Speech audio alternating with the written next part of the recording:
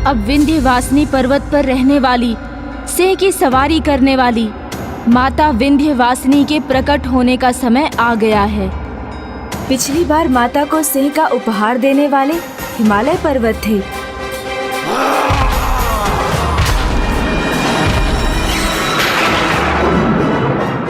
हे महान हिमालय पर्वत, कृपा कर मुझे दर्शन प्रदान कीजिए।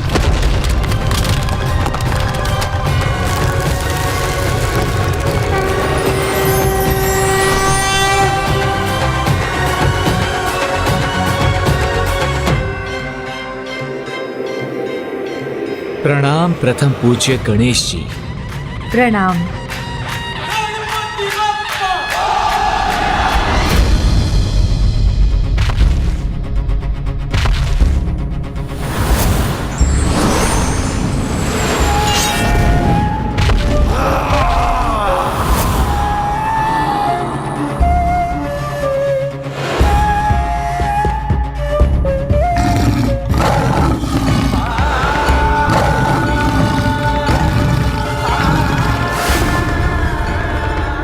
सिंह ही माता का वाहन क्यों है? वो चीते के समान चपल नहीं, लोमड़ी के समान चतुर नहीं, ऊंट के समान लंबा नहीं और गज के समान बलशाली नहीं। फिर भी माता ने उसी का चुनाव क्यों किया? जहाँ कुछ जीव साहस का अभाव होने पर महत्वपूर्ण समय में अपने कौशल का प्रयोग करने में अक्षम हो जाते हैं, किंतु सिंह साहस में अतुलनीय, किसी भी चुनौती का सामना करने के लिए सदा तैयार रहता है। इसीलिए एकमात्र सिंह देवी शक्ति का वाहन बन विजय का प्रतीक हो सकता है।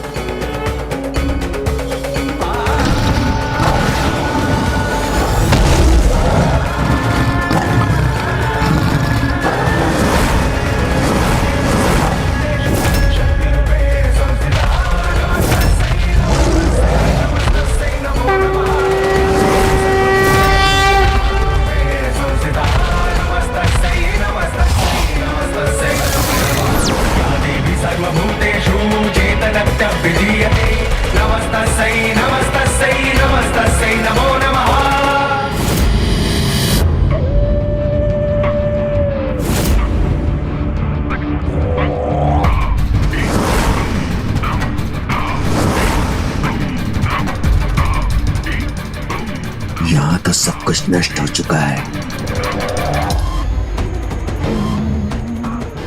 बस एक यही चूल्हा बचा है, तो इसी चूल्हे पर अपने लिए खीर पकाऊंगा मैं।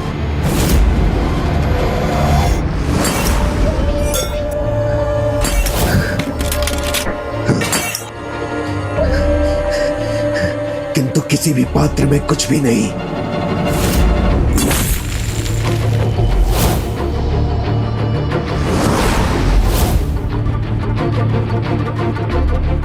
चावल तो मिल गया मुझे, अब बस दूध और गुड़ चाहिए।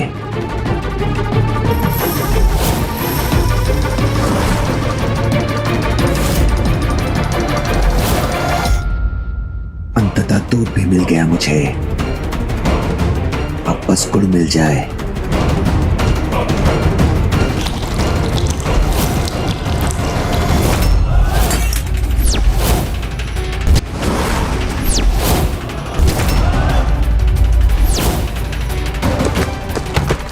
सर्वत्र आनंद ही आनंद होगा, क्योंकि यहाँ मेरी खीर तैयार होगी और वहाँ महिषासुर की विजय होगी।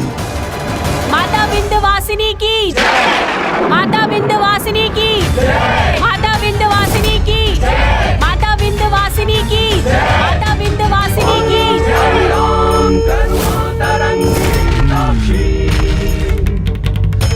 पाषाण कुशबाण चाप हस्ता मित्येव विभावये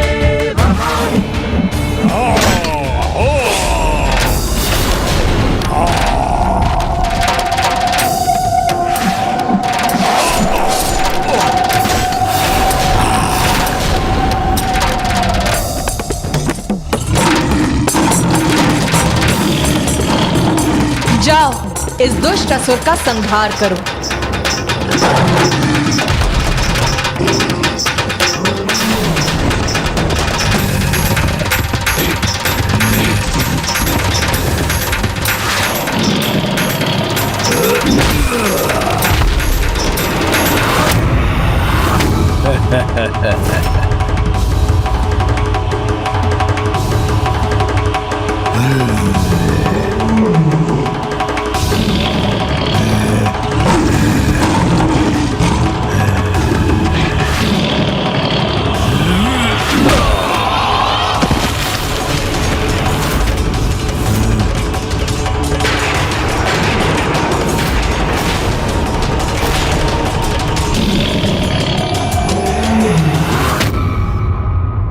आपने सर्वथा उचित कहा था माता। सिंह के समान अन्य कोई जीव इतना साहसी नहीं, जो बार बार पछाड़े जाने पर भी पुनः उठकर पूर्ण आत्मविश्वास से युद्ध के लिए तैयार हो जाए।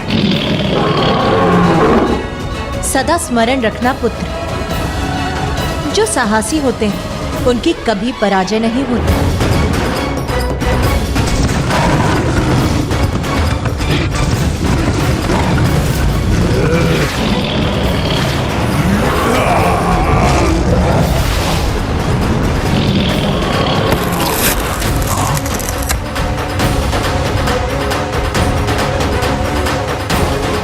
अद्भुत है माता के सिंह का पराक्रम।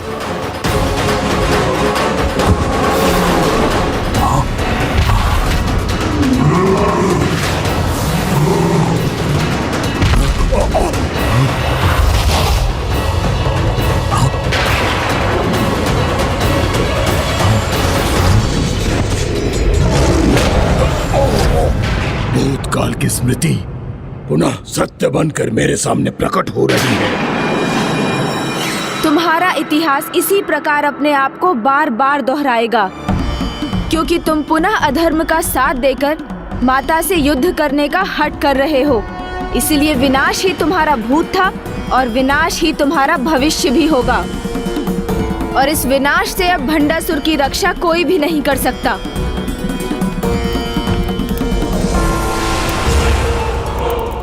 शुभ समाचार की प्रतीक्षा किए बिना मुझे अपने खीर का सेवन करना चाहिए, क्योंकि इस युद्ध में महिषासुर की विजय सुनिश्चित है।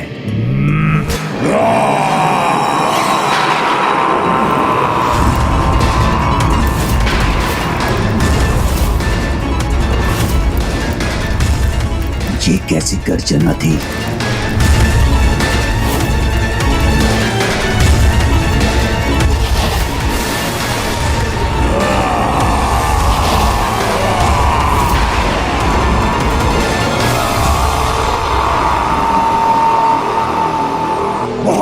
है ना तुम्हें अपने इस वाहन सिंह पर? तो अब मैं तुम्हारे ऊपर आक्रमण करके तुम्हारा संहार करूंगा। तब तुम्हें ज्ञात होगा कि वास्तव में सिंह कितना बलशाली होता है।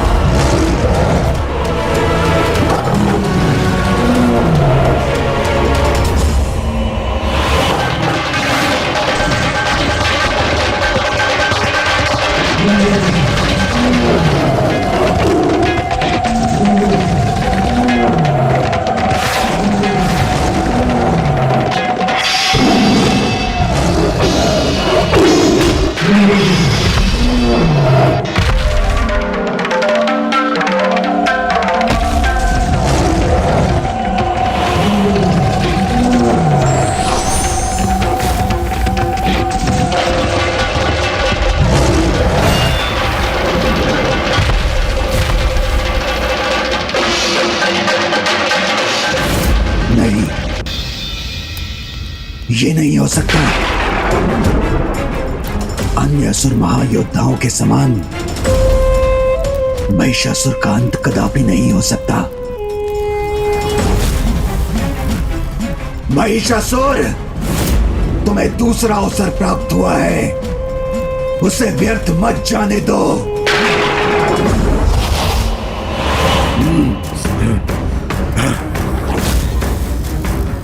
तुम्हें कुचलकर तुम्हारे बल का अहंकार नष्ट करूंगा मैं।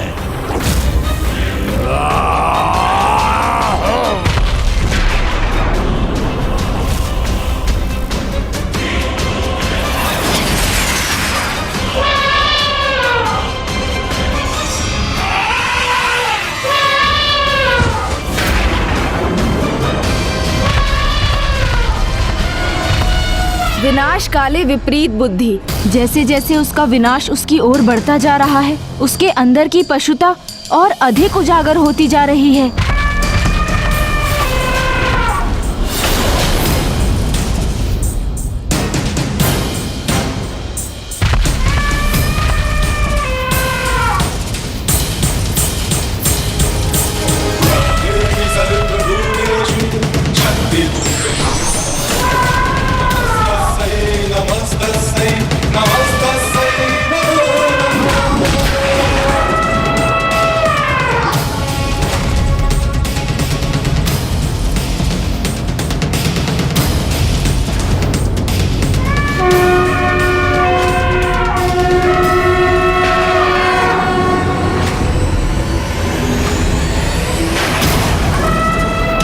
क्या यही तुम्हारा बल है महिषासुर, जिसका तुम इतना बढ़ चढ़कर बखान कर रहे थे?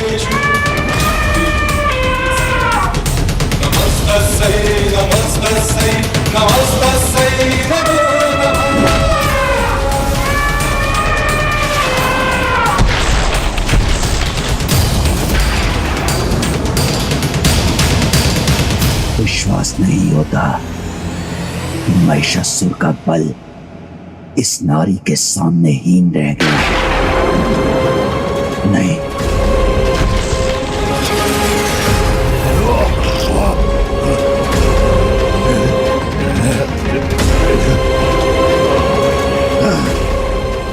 महिषासुर, मेरे महाअस्त्र की शक्ति भी प्राप्त करो तुम, और आज इस देवी के अंत के साथ इस युद्ध में विजय प्राप्त करो।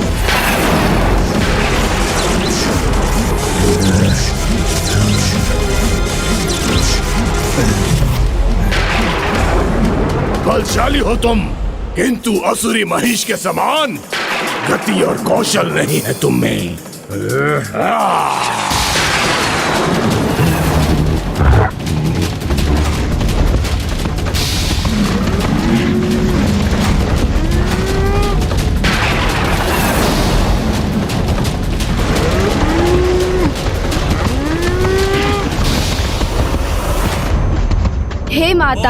हे माता विंध्यवासिनी, अब आपके द्वारा माता दुर्गा के रूप में आकर इस दुष्ट का वध करने का समय आ गया है।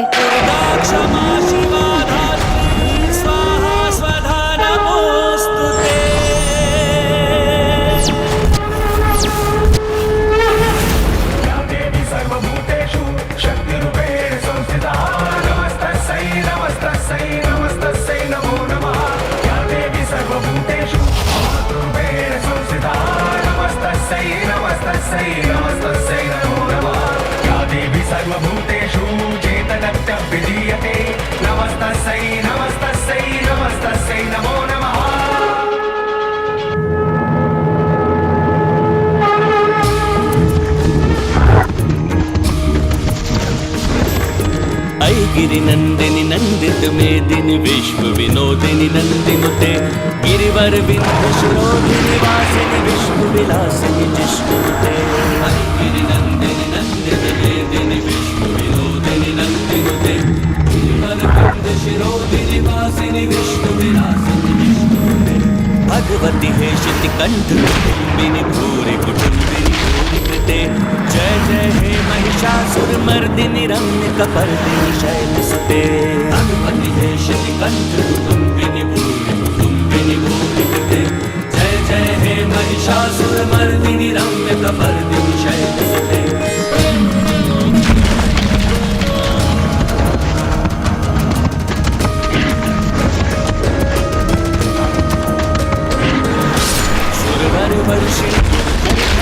दुर्मुख मर्षिणी हर्षरते घोषिणी शंकर तोषिणी किल्बिष मोषिणी भूषणते। रोषिणी दितिसुत दोषिणी दुर्मद शोषिणी सिद्धुसुते। जय जय हे महिषासुर मर्दिनी रम्य कपर्दिनी शैलसुते। मैं इतिहास को पुनः नहीं। अब एक बार पुनः पाप और पापी का अंत होगा, और मेरा अस्त्र तुम्हारे रक्त से तृप्त होगा, और मेरा अस्त्र तुम्हारे रक्त से तृप्त होगा।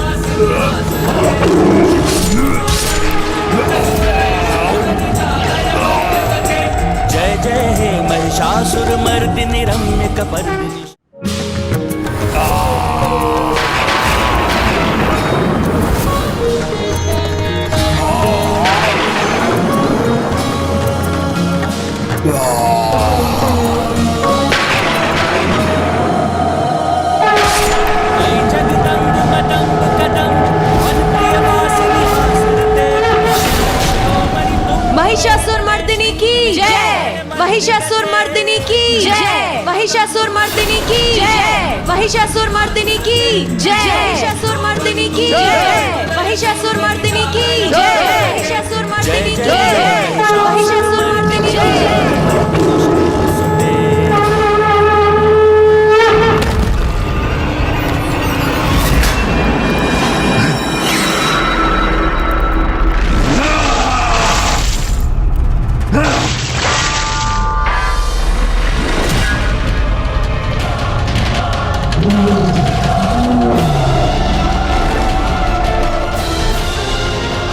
मेरे विजय की आशा, बार बार मेरे पराजय की निराशा क्यों बन रही है?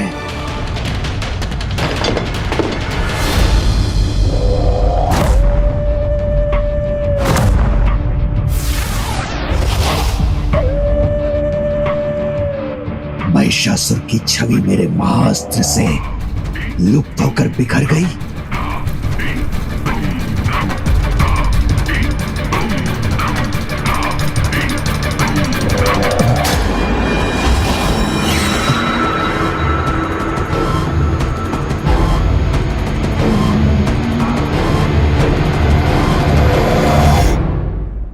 विजय का ही नहीं, भोजन का भी भूखा हूं मैं, किंतु वो भी प्राप्त नहीं होगा मुझे। लोभी को पूरा संसार भी मिल जाए तो भी उसकी भूख नहीं मिटती।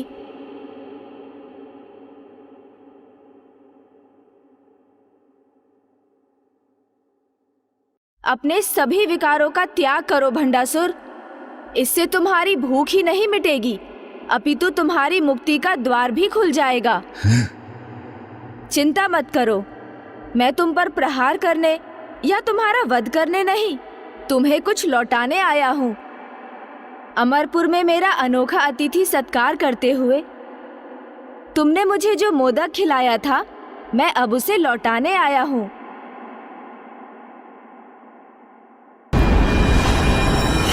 उचित समझाया आपने, वही लौटाने आया हूं, पराजय रूपी आघात जो उस देवी ने दिया है। महिषासुर नहीं, उसने हमारा सम्मान छीना है और उसका उत्तर उसे अवश्य मिलेगा। लालच का कोई अंत नहीं है, लालची को जितना भी प्राप्त हो कम ही लगता है, क्योंकि उसके लिए उसे कुछ मिलते रहना चलता ही है। जिस प्रकार हमारा जीवन सामने आई हर परिस्थिति, जो अच्छी हो या बुरी, सबको अपने भीतर समाहित कर लेता है, उसी प्रकार ये पात्र भी अच्छा बुरा, शुद्ध अशुद्ध कुछ भी ग्रहण कर सकता है।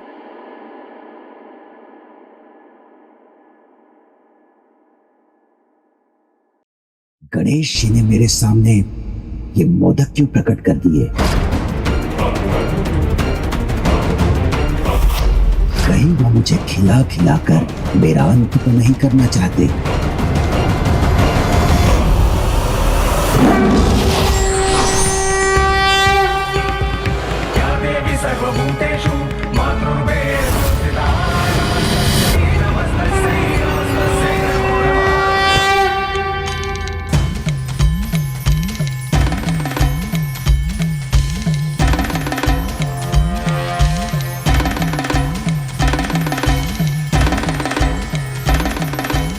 इतने समय स्तंभित रहने के कारण प्रभु अपने प्रत्यक्ष सगुण रूप से अप्रत्यक्ष निर्गुण रूप में जाने लगे हैं। इससे पहले कि वो निराकार होकर मुझे अकेला छोड़ दे, मुझे भंडासुर के साथ इस युद्ध का अंत कर प्रभु को इस स्तंभन की अवस्था से बाहर निकालना ही हो। गणेश जी ने मेरे सामने ये मोदक क्यों प्रकट कर दिए? कहीं वो मुझे खिला खिला कर मेरा अंत तो नहीं करना चाहते? भंडासुर, विचार से आचरण, आचरण से कर्म और कर्म से फल निर्धारित होता है।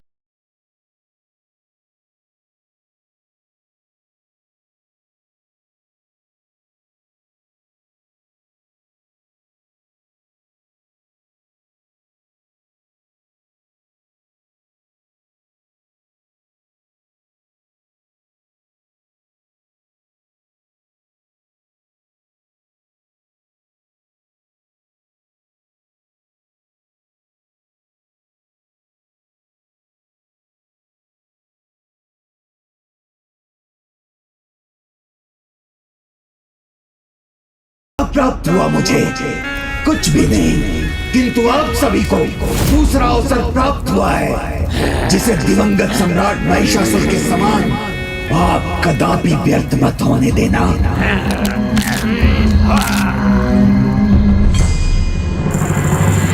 चावल जगत के पालनहार नारायण के तत्व का अर्थात समृद्धि का प्रतीक है, जो प्रत्येक जीव अच्छा आचरण कर संसार से प्राप्त कर सकता है।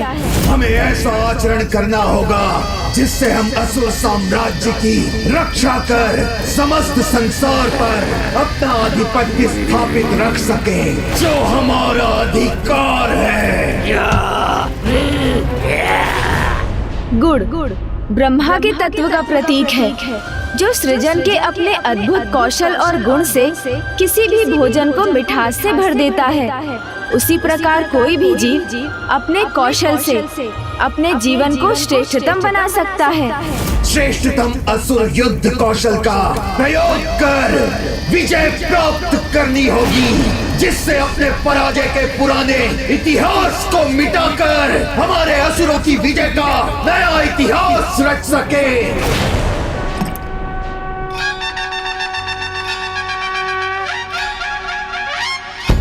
अब ये तुम्हारे भाव और प्रवृत्ति पर निर्भर करता है कि तुम किस प्रकार दूध, जो तुम्हें संसार देता है, चावल, जो तुम संसार से प्राप्त कर सकते हो, और गुड़, जिसकी रचना तुम अपने कौशल से करते हो, इन तीनों तत्वों का किस प्रकार मिश्रण कर कैसी खीर पकाते हो, अर्थात कैसे जीवन का निर्माण कर उसे क्या दिशा देते हो।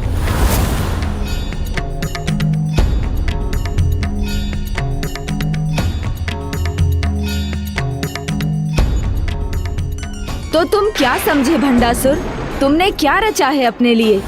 मैंने अपने लिए एक नया अवसर रचा है, इसे प्राप्त किया है। इसलिए अब जो मुझे चाहिए वो आप सभी को रचना होगा। ये जली हुई खीर जो तुमने रची है, ये तुम्हारे अंधकार में भविष्य का प्रतीक है।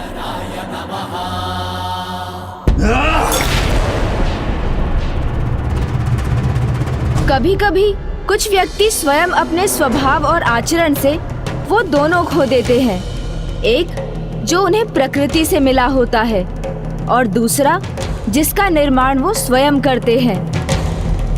तुम भी उन्हीं में से एक हो भंडासुर।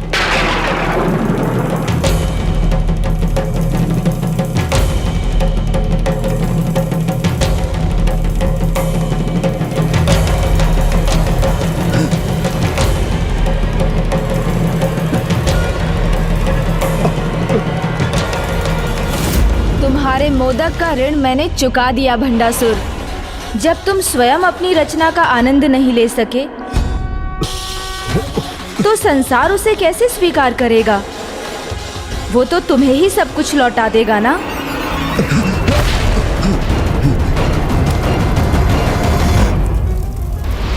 गणेश जी, अभी तक आपने मेरी पूर्ण रचना तो नहीं देखी, किंतु ये अवश्य देखा है कि जो चाहा वो किया मैंने।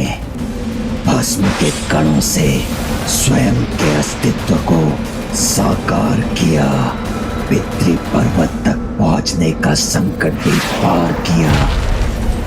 यही नहीं, जिससे मुझे अपार स्नेह था उसका भी परित्याग कर दिया इस महाअस्त्र को प्राप्त करने के लिए। इसीलिए मैं असंभव को संभव बनाऊंगा, विजय रूपी जीवन की खीर रचूंगा। विजयी होंगे हम, विजयी होंगे हम, विजयी होंगे हम, विजयी होंगे हम, विजयी होंगे हम। असुर महानायक भंडासुर, आपके लिए इस विजय की रचना मैं करूंगा। महिषासुर के अंत का प्रतिशोध हम अवश्य लेंगे उस देवी से। उचित है शुंभ निशुंभ। किंतु शुंभ निशुंभ तुम अकेले नहीं जाओगे, क्योंकि मैं गणेश जी को अनेक असुरों की पहचान करने में उलझाना चाहता हूं।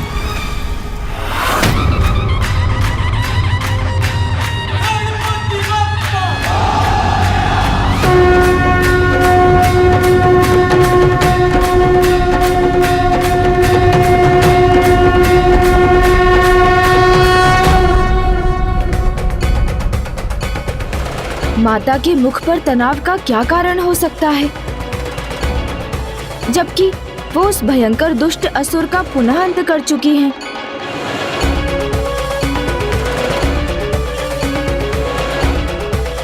प्रणाम माता।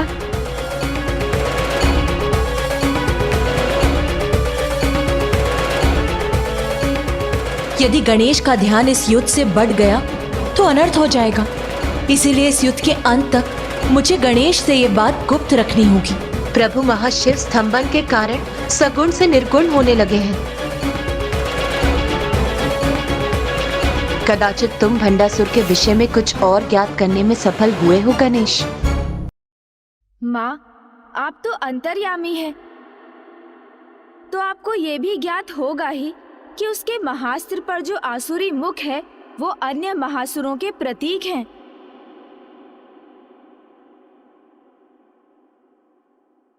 देखिए माता, इनमें से अभी एक का ही अंत हुआ है, अन्य सभी तो अभी भी सुरक्षित है।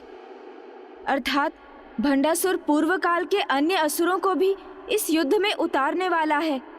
और अब वो जिन्हें भेजने वाला है, तुम्हें उन्हें ही पहचान कर उनका सामना करने का उपाय बताना होगा,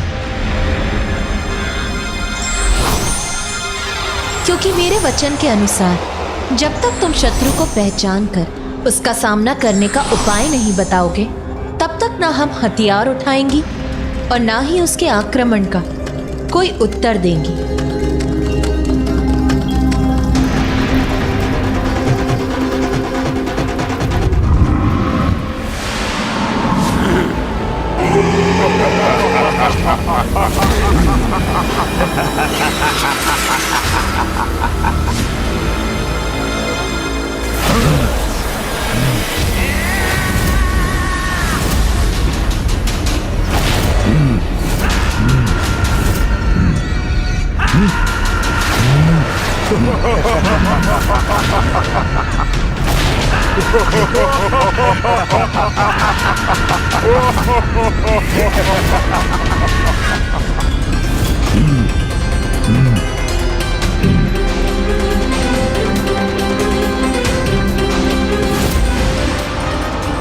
इस बार भंडासुर ने एक नहीं अनेकों असुरों को एक साथ भेजकर पुनः अपने कपट का परिचय दिया है। ऐसा उसने अवश्य प्रथम पूज्य गणेश जी की कठिनाइयों को बढ़ाने के लिए किया है। भंडासुर से और आशा भी क्या की जा सकती है। मैं तो अभी बस इतना ही अनुमान लगा पा रहा हूँ कि ये दो भ्राताओं के नेतृत्व में असुरों की टोली है, किंतु ये कौन हो सकते हैं? बुद्धि के देवता गणेश जी, आप चाहे कितनी भी बुद्धि का प्रयोग कर लें, आप इन्हें कदापि नहीं पहचान सकेंगे। और यदि आपने इन्हें पहचान भी लिया तो जिस योजना के साथ मैंने इन्हें भेजा है वो कदापि असफल नहीं होगी।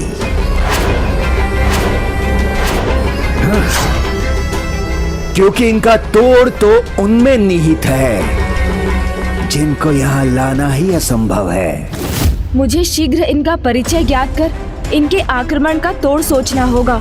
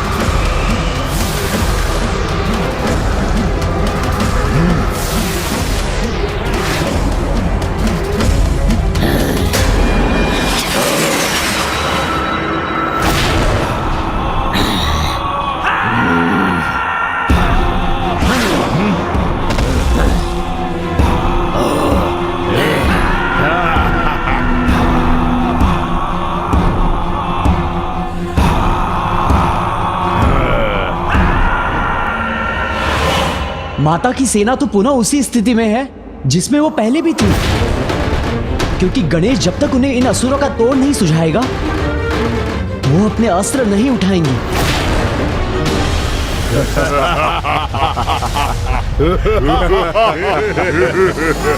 इन सभी ने अपने अपने बल का प्रदर्शन किया है, किंतु इस लाल असुर ने अभी तक अपने कौशल का प्रदर्शन क्यों नहीं किया? ये और इसके साथ दूसरा असुर भला कौन हो सकता है? इसके पहले कि ये माता की सेना पर अपना आक्रमण करें, मुझे इनका परिचय ज्ञात करना ही होगा। बहुत दुख हो रहा है आप सभी को अस्त्रहीन देखकर। और यदि तुम सब यही सोच रही हो कि हम अस्त्रहीन नारियों पर वार नहीं करेंगे, तो तुम ये सबसे बड़ी भूल कर रही हो, क्योंकि जो अस्त्रहीन होते हैं उन पर तो हमें वार करने में और भी आनंद आता है।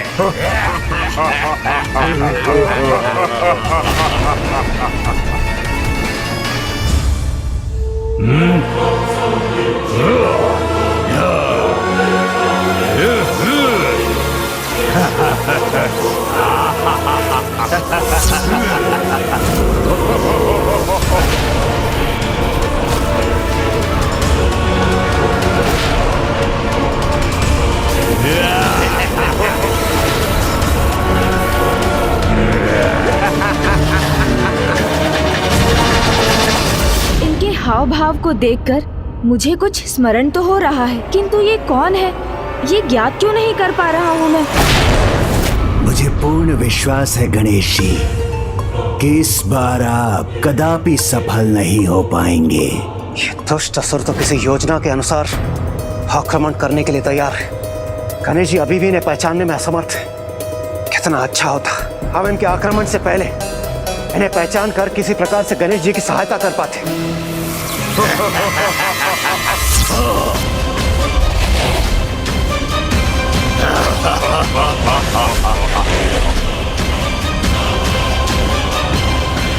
इन्होंने तो समस्त देवी सेनाओं को स्तंभित कर दिया।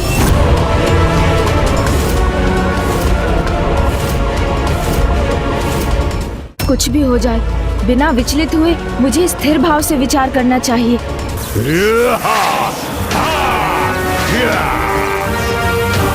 कुछ ही क्षणों में माताओं की सेना को आहत कर देंगे ये असुर। कितने दुष्ट हैं ये असुर जो अस्त्रहीन माताओं पर इस प्रकार प्रहार कर रहे हैं। विवश हो, अन्यथा अभी जाकर उचित उत्तर देता इन असुरों को। अनुज गणेश को अब शीघ्र ही कोई उपाय सोचना होगा, अन्यथा अनर्थ हो जाएगा।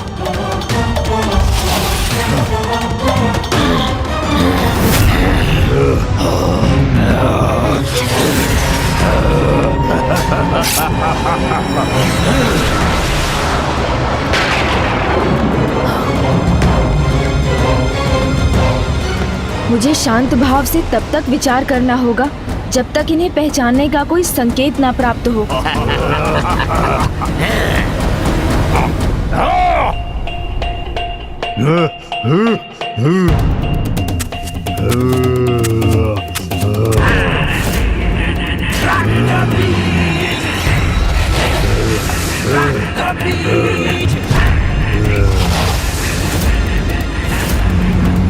इस लाल असुर के साथ तो इसके अनेक प्रतिरूप भी हैं।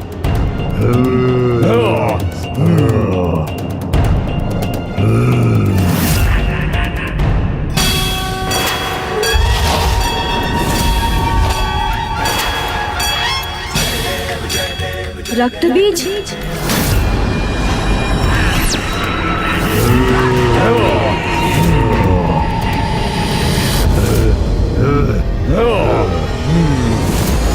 दिखा दी इस मूर्ख ने अपनी मूर्खता। थोड़ा समय और धीरज नहीं रख सकता था? कहीं गणेश जी शेष असुरों के विषय में ज्ञात न कर लें। एकाग्र होकर बुद्धि का प्रयोग करो तो बड़ी से बड़ी पहेली का हल निकल ही आता है। अब मैं इन सभी को पहचान गया हूँ।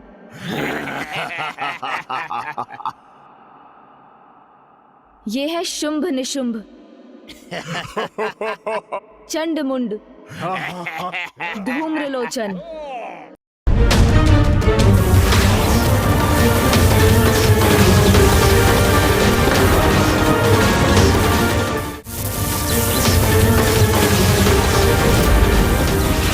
अब केवल माता ही हमारी सहायता कर सकती हैं।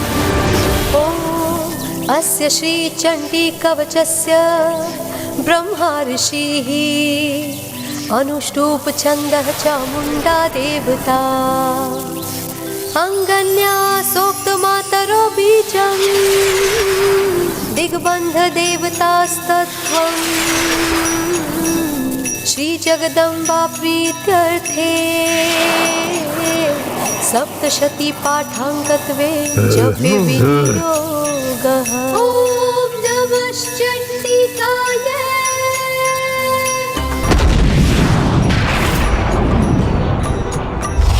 ॐ यद्गुहं परमं लोके सर्वरक्षाकरं नृणाम् यन्न कस्यचिदाख्यातं तन्मे ब्रूहि पितामह।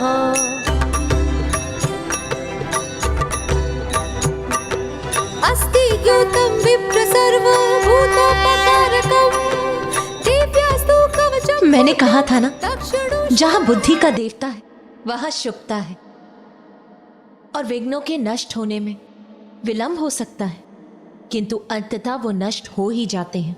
हे माता, मुझे क्षमा कर दीजिए कि इन्हें पहचानने में मुझे इतना विलंब हो गया। माता, ये रक्त के समान लाल असुर रक्त बीज है। इसके रक्त की जितनी भी बूंदें धरती पर गिरती हैं, इसके समान एक अन्य रक्त बीज को उत्पन्न करती हैं।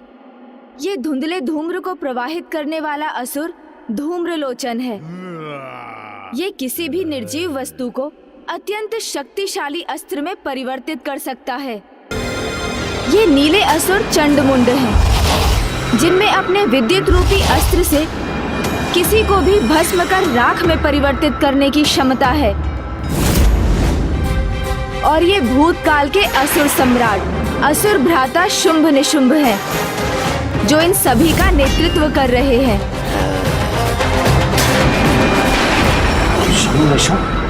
हाँ, उचित पहचाना आपने इसे।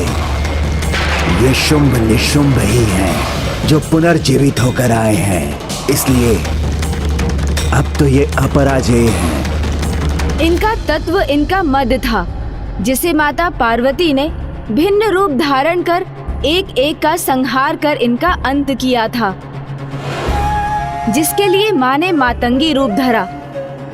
फिर जल में प्रवेश कर अपनी श्वेत आभा से देवी कौशिकी को प्रकट किया, जिन्होंने विंध्याचल पर वास किया और माता विंध्यवासिनी का रूप लेकर सभी का वध किया।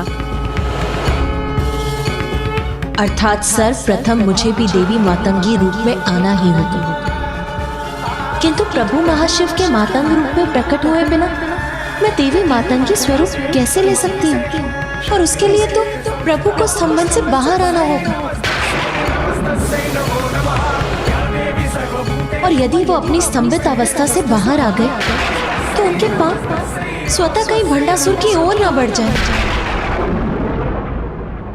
और वो उसका साथ देने के लिए कहीं विवश न हो जाए।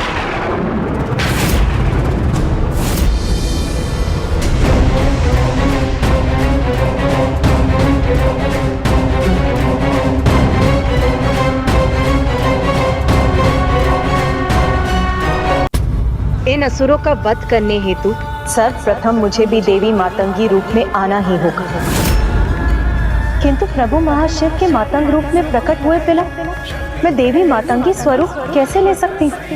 और उसके लिए तो प्रभु को स्तंभन से बाहर आना होगा, और यदि वो अपनी स्तंभित अवस्था से बाहर आ गए तो उनके पांव स्वतः कहीं भंडासुर की ओर न बढ़ जाए।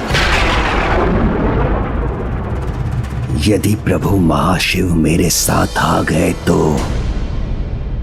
मेरी विजय निश्चित हो जाएगी। इसलिए अब इनके पास दो ही विकल्प शेष हैं।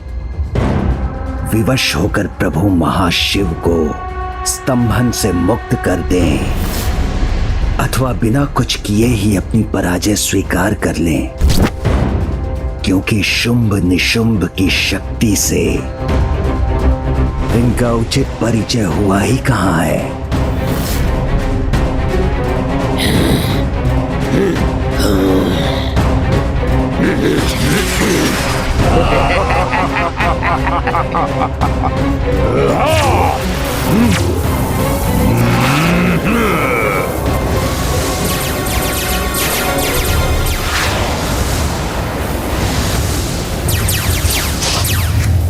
अब इस जटिल समस्या का समाधान तो तुम्हें ही ढूंढना होगा पुत्र गणेश, क्योंकि ये देवी कवच अब अधिक समय तक स्थिर नहीं रह सकेगा।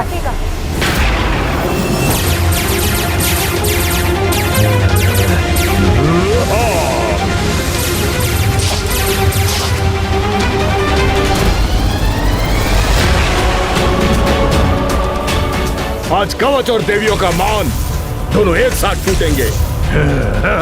विघ्नहर्ता, इस विघ्न का समाधान शीघ्र निकालिए, अन्यथा माता का मातंगी रूप कैसे प्रकट होगा। मुझे शीघ्र कुछ करना होगा।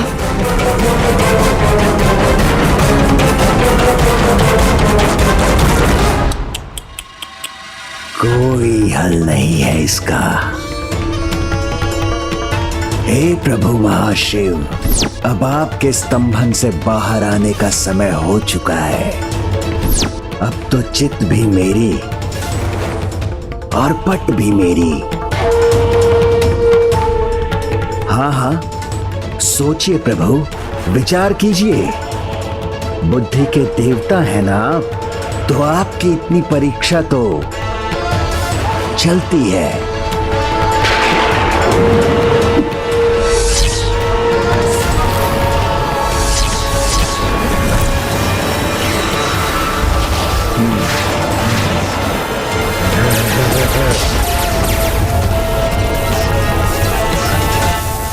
ये दुष्ट तो देवी कवच को नष्ट करने के लिए पूर्ण रूप से तत्पर है। सोचो पुत्र, मुझे विश्वास, तुम अपनी बुद्धि से इस समस्या का कोई उपाय अवश्य ढूंढ लोगे। माता, आपने कहा था स्थिर भाव से कोई समाधान अवश्य प्राप्त होता है, किंतु इस बार तो मुझे कुछ भी नहीं सूझ रहा है। पुत्र, जिस प्रकार पहले अंधेरा दिखाई देता और उसके बाद उसी अंधेरे में सब कुछ दिखाई देने लगता है, उसी प्रकार कभी कभी समस्या के स्रोत में उसका समाधान छिपा होता है। समस्या के स्रोत में उसका समाधान छिपा होता है।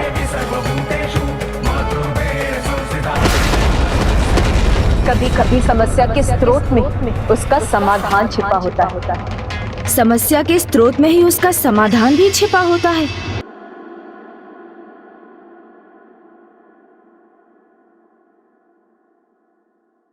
सोचो पुत्र, मूल समस्या क्या है? इन असुरों का वध, किंतु उसका उपाय? नहीं माता, उसका समाधान तो माता कौशिकी के प्रकट होने में है। तो फिर ये टूटता हुआ देवी कवच? इस समस्या का हल भी माता कौशिकी के प्रकट होते ही हो जाएगा, किंतु हल तो ये निकालना है कि प्रभु महाशिव के मातंग रूप के बिना माता मातंगी कैसे प्रकट हो। अब तुम उचित दिशा में सोच रहे हो पुत्र, किंतु अब तुम्हें इस दिशा में और विचार करना होगा।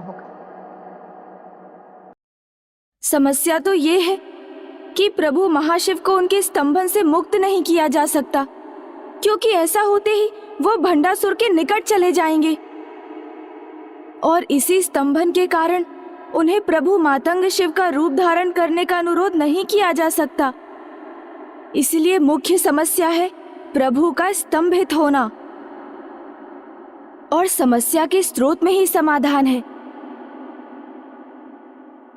यहाँ प्रभु महाशिव स्तंभित अवस्था में है और वहाँ प्रभु मातंग शिव मूर्तिवत होकर गहन ध्यान में थे। मूर्तिवत अर्थात एक रूप से स्तंभित ही थे। प्रभु मातंग और प्रभु महाशिव की अवस्थाओं में कोई भेद नहीं, दोनों ही स्तंभित हैं।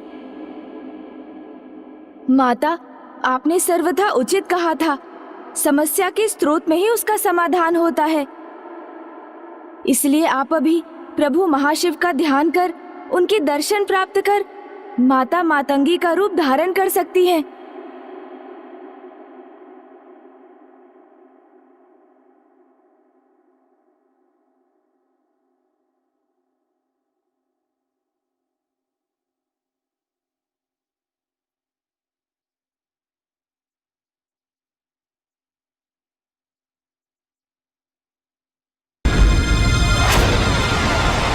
माता पार्वती ने भी तो प्रभु मातंग की समाधि की स्तंभित अवस्था को देख माता मातंगी का रूप धारण किया था।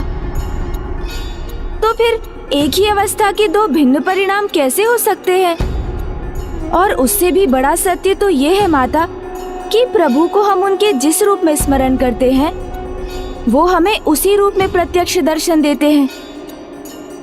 मैंने उचित कहा ना माता?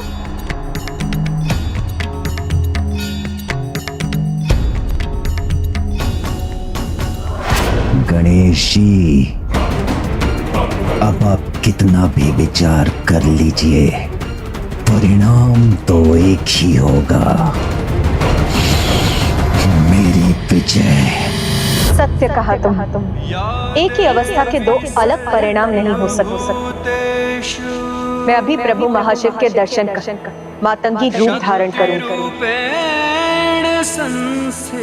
जिससे मेरे देवी कौशिकी रूप के प्रकट होने पर मैं इन असुरों का अंत कर सकूंगी। नमस्तस्यै नमस्तस्यै नमो नमः।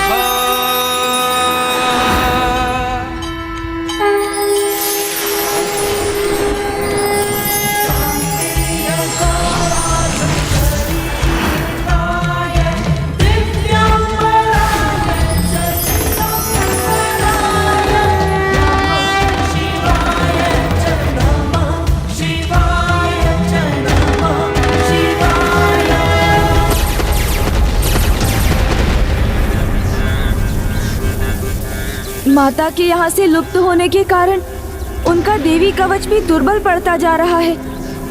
इसीलिए आप सभी माताओं पर इन दुष्ट असुरों के आक्रमण में अब अधिक समय शेष नहीं। माता को अभी बहुत कुछ करना है और समय बहुत कम है।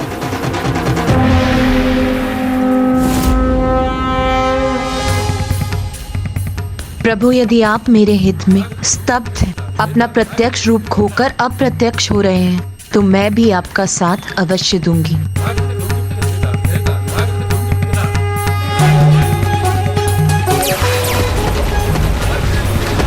अब तो जब माता कौशिकी विंध्यवासिनी के रूप में युद्ध भूमि में लौटेंगी, तभी इन असुरों का विनाश आरंभ हो सकेगा।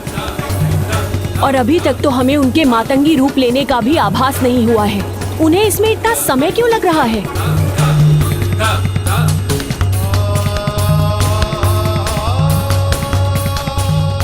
ये तो अति उत्तम है कि अब ये दोनों भी स्तंभित हो गए हैं।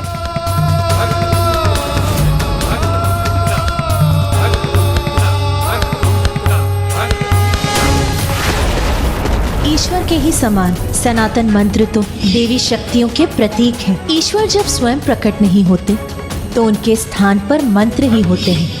हे माता, यहाँ आपकी आवश्यकता है। शीघ्र यहाँ आकर जो भी आवश्यक है वो करने की कृपा कीजिए माता। ओम श्री मात्रे नमः।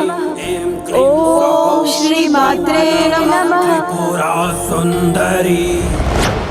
ये तो दुर्बलता की आहट है। जब विपदा सामने आती है और उसका सामना करने का कोई उपाय नहीं होता, तो जो बलहीन होते हैं वो भगवान का नाम जपने लगते हैं। पुत्र, विपत्ति हो या अनुकूल परिस्थिति, भगवान के लिए भक्त और भक्त के लिए भगवान एक ही समान होते हैं। इसीलिए पुत्र, किसी भी परिस्थिति में भगवान का स्मरण करना दुर्बलता नहीं, भक्ति है, जिससे कोई भी असंभव कार्य संभव हो जाता है। इसे ही तो कहते हैं भक्ति की शक्ति, भक्ति की शक्ति, भक्ति की शक्ति।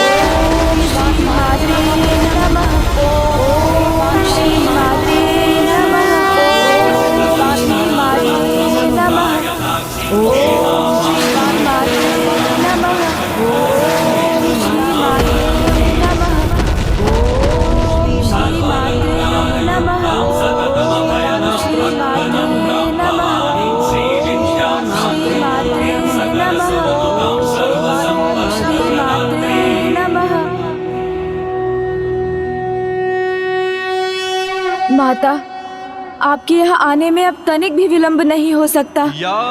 कृपा कीजिए माता। ओम श्री मात्रे नमः। शक्ति रूपेण मुझे क्षमा कीजिए प्रभु, आपको स्तंभन से बाहर निकाल सकूं, उसके लिए मुझे अभी और समय लगेगा। सर्वप्रथम मुझे भंडासुर से युद्ध कर इस युद्ध का अंत करना होगा। ओम मातंग महाशिवाय नमः।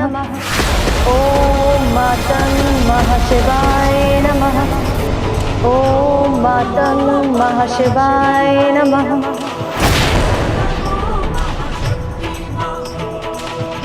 माता ने हमारी पुकार सुन ली और अब वो शीघ्र माता मातंगी रूप धारण करने जा रही हैं।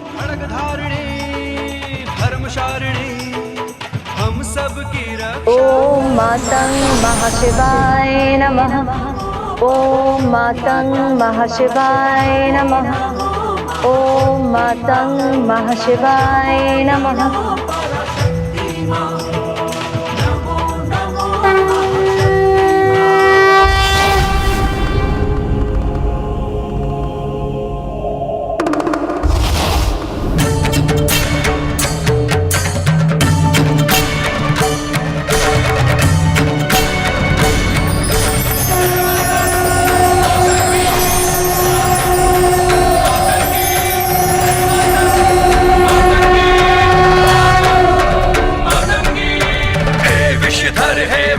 बिहारी भस्म में रंजित अद्भुत होरी।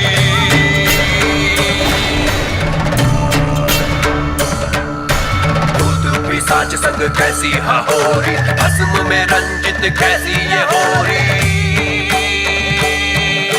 हे मातंग मातंगी मातंग मातंगी, हे मातंग मातंगी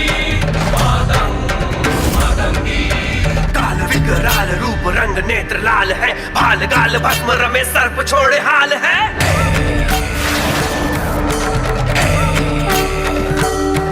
ओम ऐं भगवती मातंगेश्वरी। ओम ऐं भगवते मातंगेश्वरी।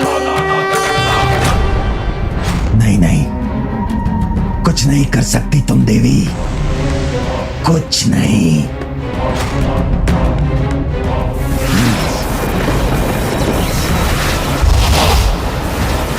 देख क्या रहे हो? आक्रमण करो और उस देवी के लौटने के पहले उसकी सेना का अंत करो।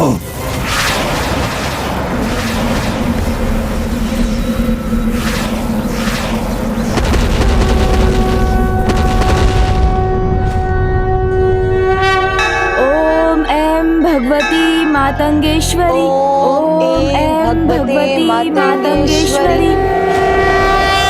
और जब माता कौशिकी विंध्यवासिनी के रूप में युद्ध भूमि में लौटेंगी, तभी इन असुरों का विनाश आरंभ हो सकेगा। ओम ऐं भगवती मातंगेश्वरी। ओम ऐं भगवती मातंगेश्वरी।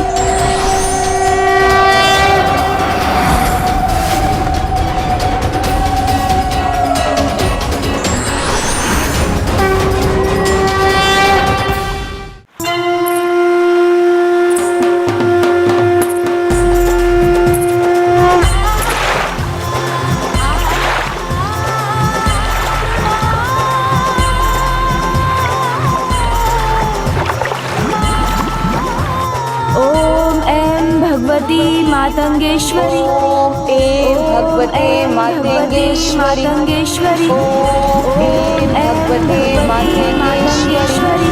ओम ऐं भगवते मातंगेश्वरी।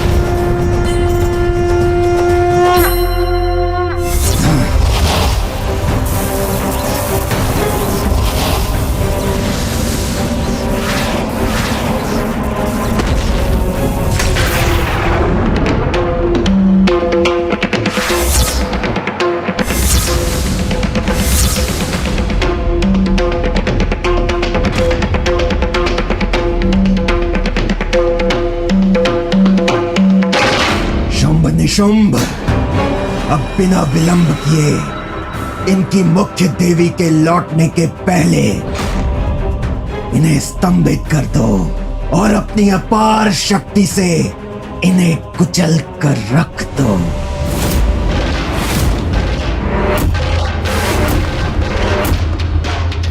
अब आनंद आएगा मुझे।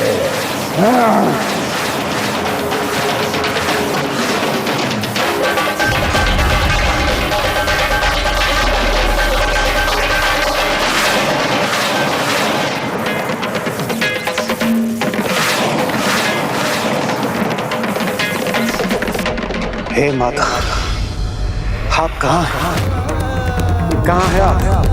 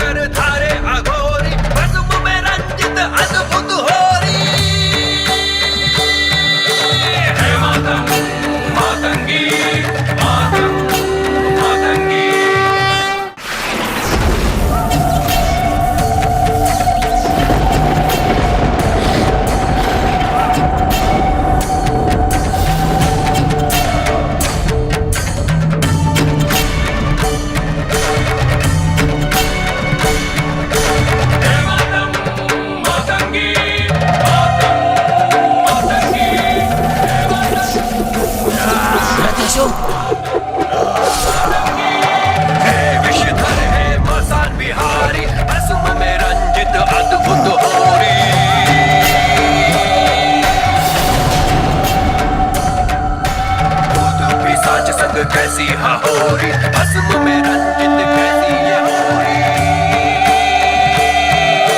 हे मातंग मातंगी मातंग मातंगी। अब आ ही गई हो देवी तो यहाँ से वापस नहीं जा पाओगी।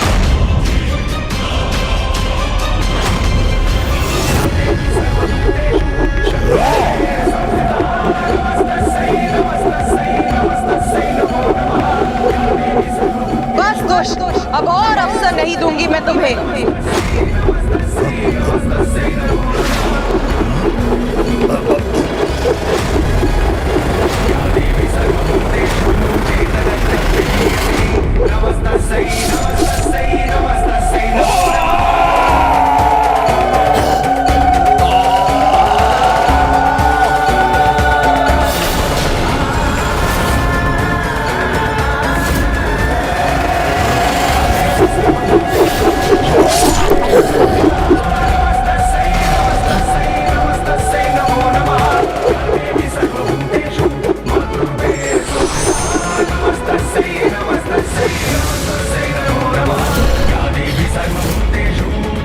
अब मैं हूं यहाँ, साहस है तो करो आक्रमण।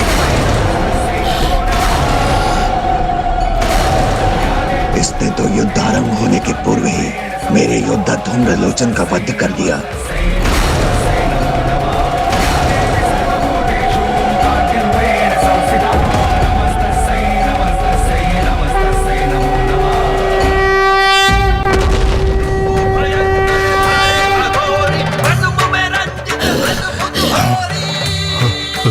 मेरे महान योद्धा धूम्रलोचन का वध कर दिया इस नारी ने।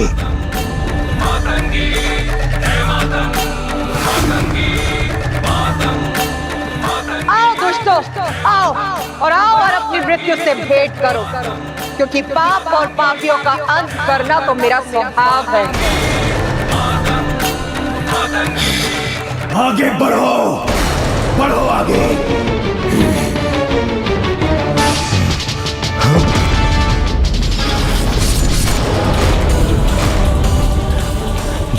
जिस युद्ध का परिणाम हमें पता है उसे दोहराने में क्या लाभ है। इसी देवी से तो हम सब पराजित हुए थे। एक बार पुनः पराजित होने में भला क्या बुद्धिमानी है।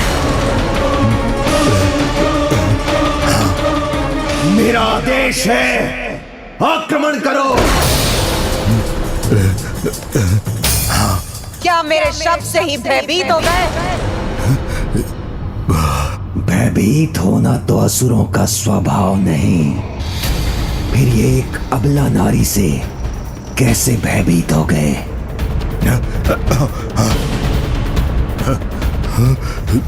भंडासुर का युद्ध तो आरंभ होने के पहले ही अंत की ओर है। ये क्या? एक नारी के शब्द सुनकर तुम सबका रक्त शिथिल कैसे पड़ गया? वो असुर ही क्या जिसका रक्त अपना ताप खो दे? भंडासुर ऐसा होने नहीं देगा। असुरों के रक्त में उबाल मैं लाकर रहूंगा।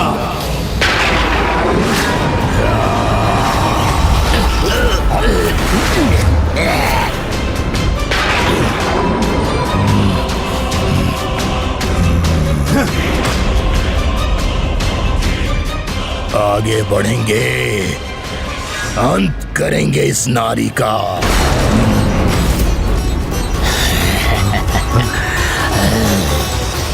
तुम कुछ समय और इस नारी को उलझा कर रखो। मेरे हाथ पुनः बढ़ते उस स्त्री को स्तंभित कर मैं उसे बंदी बना दूंगा।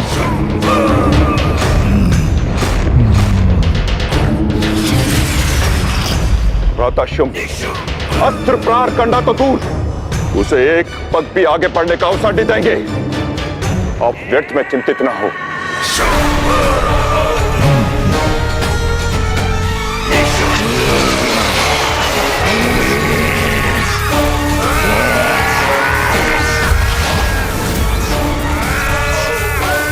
इस तुच्छ स्त्री को स्तंभित करने की कोई आवश्यकता नहीं है सम्राट शुंभ। हम तो इसे बड़ी सरलता से बंदी बना लेंगे।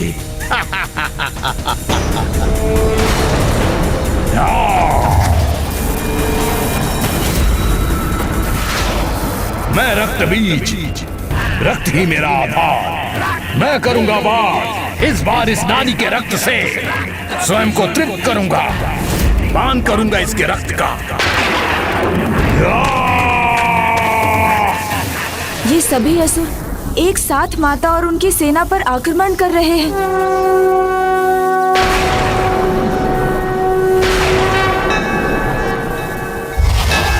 जय जय हो जय मां बगलामुखी, जय जय हो जय मां बगलामुखी, जय जय हो जय मां बगलामुखी, जय जय हो जय मां बगलामुखी।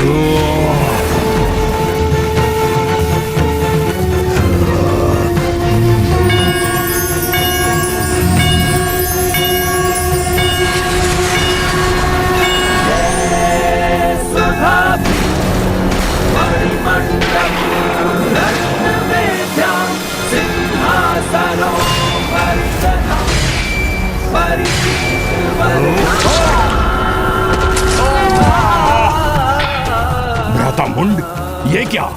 इस स्त्री की तो छाया भी युद्ध कर रही है।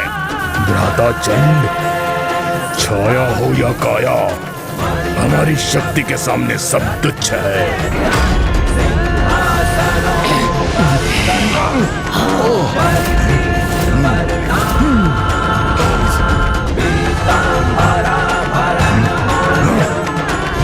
रक्त बीज है हम, रक्त ही हमारा आधार।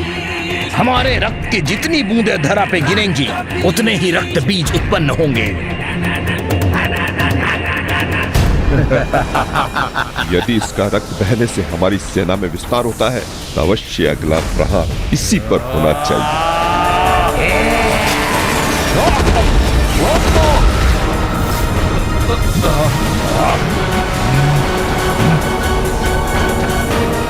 हमारी इन विद्युत तरंगों से अब तुम्हारा बच पाना संभव नहीं है मूर्ख स्त्री। हम इन दोनों को मिटाकर ही श्वास लेंगे। मूर्ख, जो अपने काल को अपने सामने देख उसे ही भारी स्वर में चुनौती दे, उससे बड़ा मूर्ख तो और कोई हो ही नहीं सकता। इसीलिए मूर्ख मैं नहीं, तुम हो मूर्ख। अब समय आ गया इन्हें अपने विकराल रूप से परिचित कराने का।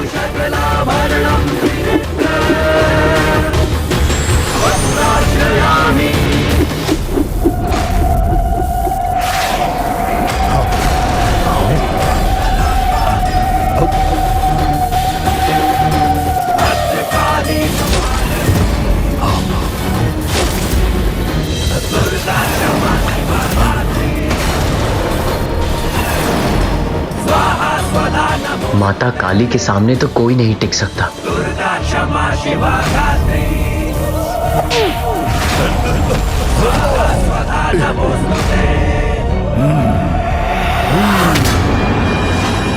बहुत हुआ तुम्हारा शक्ति प्रदर्शन, अब और नहीं। अब हमारे विद्युतास्त्र अंत करेंगे तुम्हारा। अंत तो निश्चित।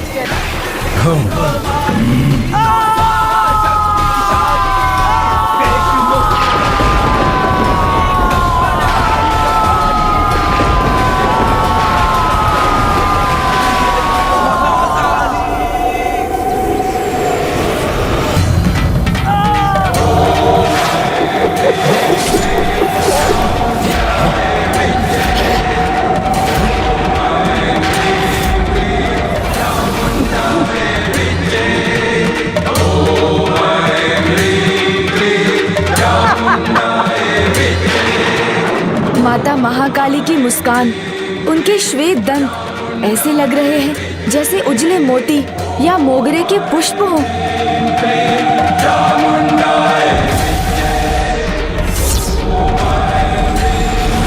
चंड और मुंड जैसे भयानक असुरों का अंत कर दिया इस देवी ने।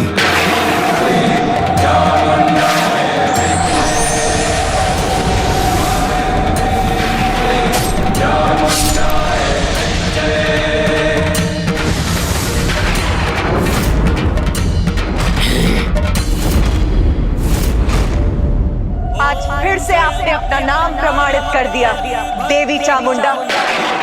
देवी चामुंडा महाकाली की जय। देवी चामुंडा महाकाली की जय। देवी चामुंडा महाकाली की जय। ऐसे अवाक क्यों खड़े हो तुम? असुरों की प्रतिष्ठा धूमिल मत होने दो। आगे बढ़ो और आक्रमण करो।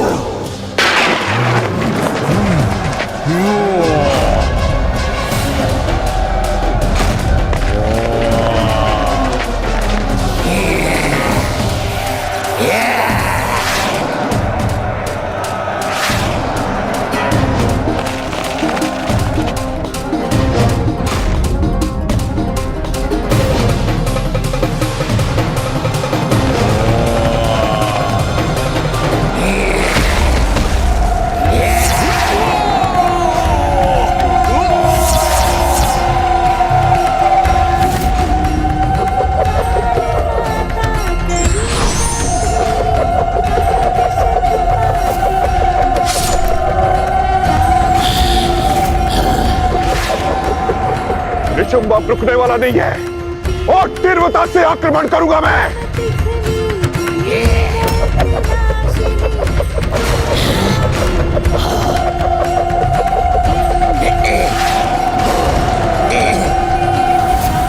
हम सुरक्षित हैं। हाँ भ्राता, हमें कोई क्षति नहीं पहुंची। भ्राता निशुंग, छलांग लगाओ, तभी हमारी रक्षा होगी। इसका अवसर क्या है भ्राताश्री?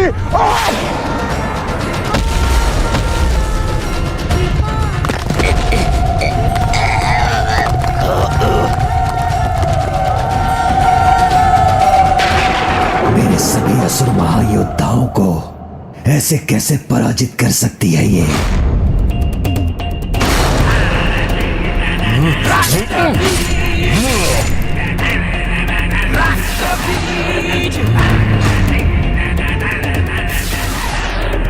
मूर्ख, से क्या क्या तुमने? असंख्य और रक्त बीज उत्पन्न कर माता को घेरने के लिए रक्त की वर्षा की है इन दुष्टों ने। उचित है, इसका परिणाम तो तुमको भुगतना ही होगा।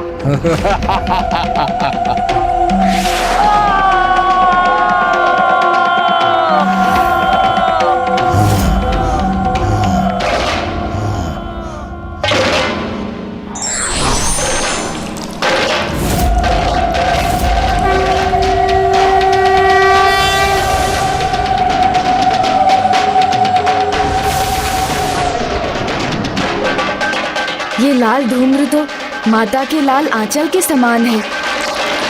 माता अवश्य कुछ अद्भुत करने वाली है।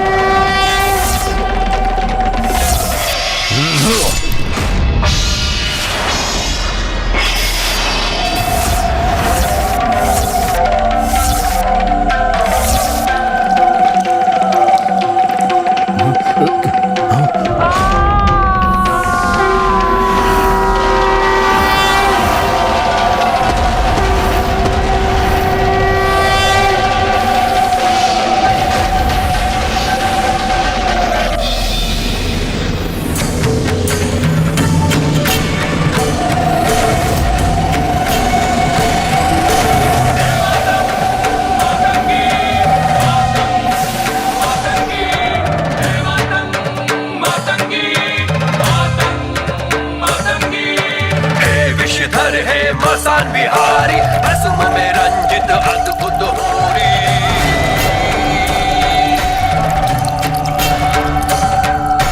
भूत पिशाच संग कैसी हहोरी, भस्म में रंजित कैसी ये होरी।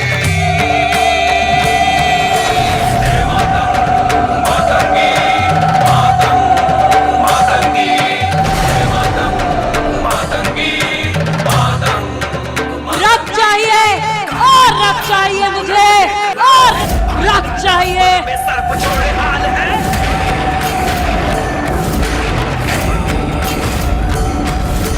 मैं गले मुंड झुंड भूत और पिशाच में होरी या अंत गुलाल है।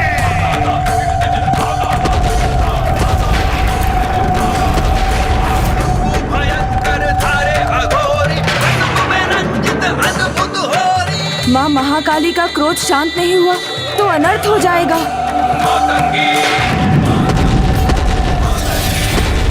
इस सृष्टि के अंत में ही मेरा आरंभ छिपा है। वो अंत चाहे कोई असुर करे या कोई देवी देवता, मुझे कोई अंतर नहीं पड़ता। मुझे तो बस अपनी बनाई हुई सृष्टि चाहिए।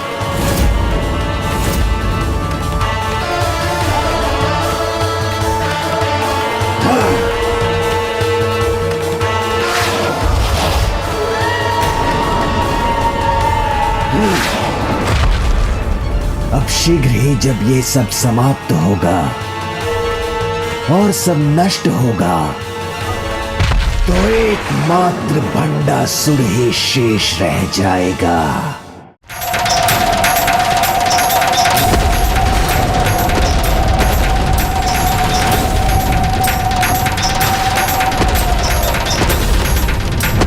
पिछली बार भी माँ महाकाली के क्रोध और उनकी भूख दोनों को शांत करना कठिन हो गया था, किंतु पिताश्री के आने से ही माँ शांत हुई और तभी सब पुनः सहज हुआ। पिताश्री महादेव रौद्र हैं, तो शांति और संतुलन के रक्षक भी हैं। उनका अनंत शांति संपन्न रूप ही माता को शांत करा सकता है, किंतु प्रभु महाशिव तो स्तंभित हैं। हम उनका आवाहन तो नहीं कर सकते, किंतु मुझे विश्वास है पिताश्री प्रभु महादेव के आगमन से ही हमारी सहायता हो जाएगी, क्योंकि प्रभु महाशिव और महादेव का मूल तत्व तो एक ही है। पिताश्री, हे महादेव, हमें आपकी आवश्यकता है। दर्शन दीजिए पिताश्री, क्योंकि आपके ही दर्शन से माँ महाकाली का ये रौद्र रूप शांत हो सकता है। महाकाली का ये रौद्र रूप शांत हो सकता है।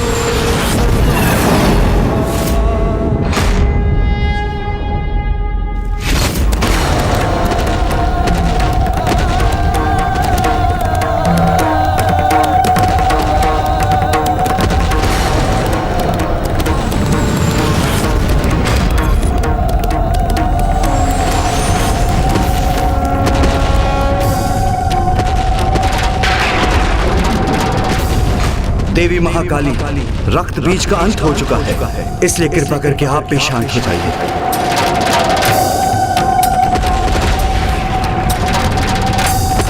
देवी महाकाली, देवी महाशक्ति, शांत हो जाइए, शांत हो जाइए,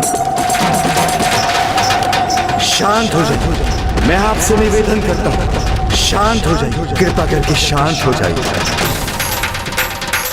माता महाकाली तो पिता श्री महादेव का अनुरोध सुनकर भी नहीं रुकी, तो मुझे सभी ब्रह्मांडों से समस्त प्रभु महादेव का आवाहन करना होगा।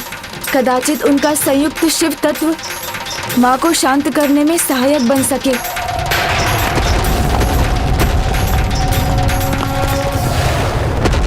तेज साधु सहे देवा दुर्लक्षम देव सेवितम शरण्यम सर्वसत्त्वानां प्रसन्नमुख पंकजम्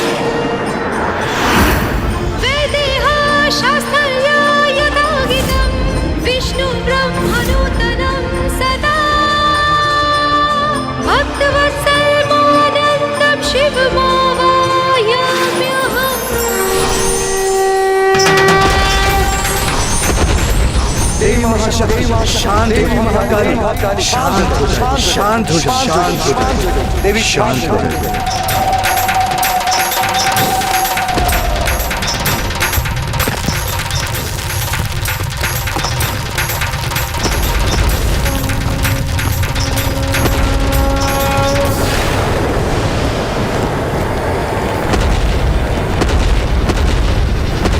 भंडासुर वही हो रहा है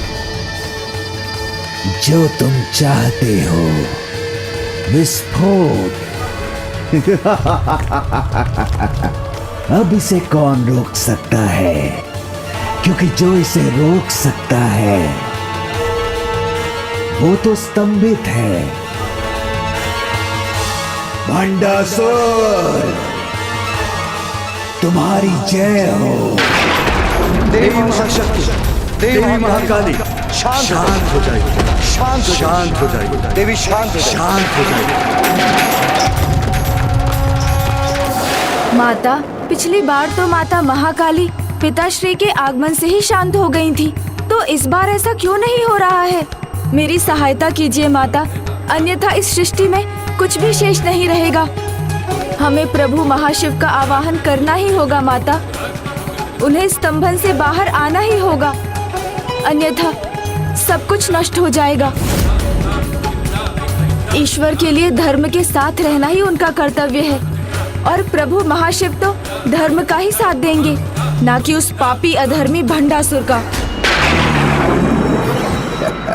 माता, मेरी पुकार सुनिए, मेरी सहायता कीजिए।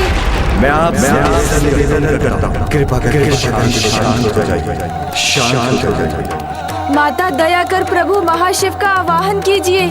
अब हमें बहुत विलंब हो चुका है पुत्र गणेश। अब प्रभु महाशिव को उनकी स्तंभित अवस्था से बाहर निकालकर यहाँ लाना असंभव के समान हो चुका है, क्योंकि अब वो सगुण से निर्गुण अर्थात साकार से निराकार हो रहे हैं। क्योंकि अब वो सगुण से निर्गुण अर्थात साकार से निराकार हो रहे हैं। प्रभु महाशिव सगुण से निर्गुण हो रहे हैं, निराकार हो रहे हैं। अब उनके प्रत्यक्ष रूप थोड़ा ही अंश अप्रत्यक्ष होना शेष।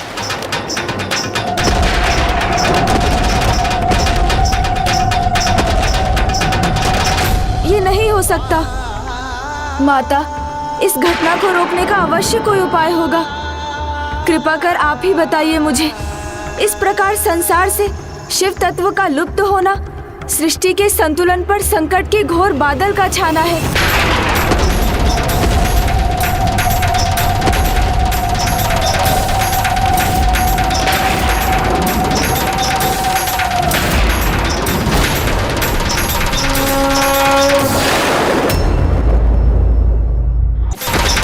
देवी महाकाली, देवी महाशक्ति, देवी महाशक्ति, शांत हो जाइए, शांत हो जाइए। मैं आपसे निवेदन करता हूँ। अब माता महाकाली को रोकने का कोई उपाय नहीं, क्योंकि महाशिव सगुण से निर्गुण हो चुके हैं।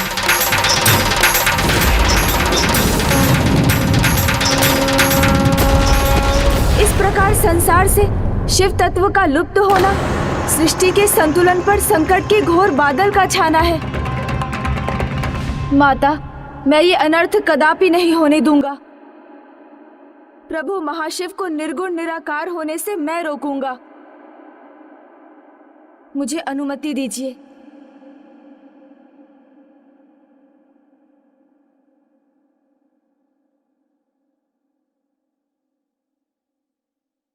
उत्तम, अति उत्तम।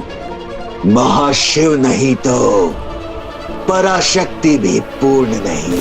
अर्धनारीश्वर जो है ये, एक नहीं तो दूसरा भी नहीं, दोनों नहीं तो ये सृष्टि भी नहीं।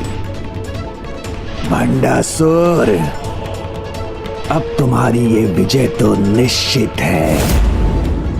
अब तुम्हें त्रिदेव बनने से कोई नहीं रोक सकता। तुम्हें त्रिदेव बनने से कोई नहीं रोक सकता। तुम्हें त्रिदेव बनने से कोई नहीं रोक सकता।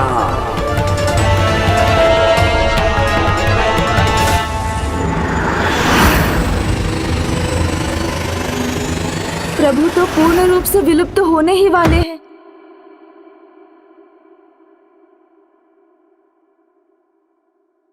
प्रभु हम पर कृपा कीजिए, लौट आइए, क्योंकि यदि आप लुप्त हो गए तो संसार अधूरा ही नहीं रहेगा, अपितु लुप्त हो जाएगा। मैं प्रण करता हूँ प्रभु महाशिव, जब तक आप अपने साकार रूप में नहीं लौटते तब तक मैं वो दिव्य नृत्य कर आपकी प्रार्थना करूँगा जो आपको भी प्रिय है।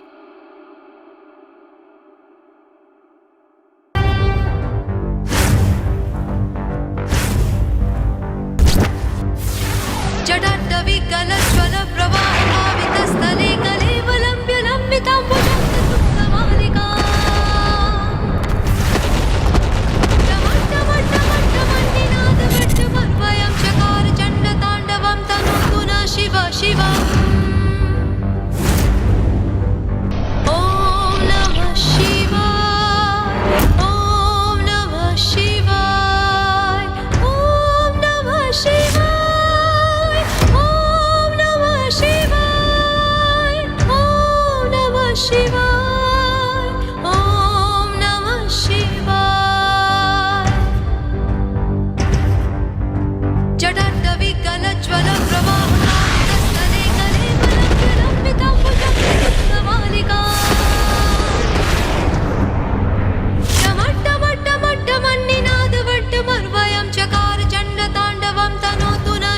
शिव। प्रभु पूर्ण रूप से अदृश्य हो गए। ओम नमः शिवाय।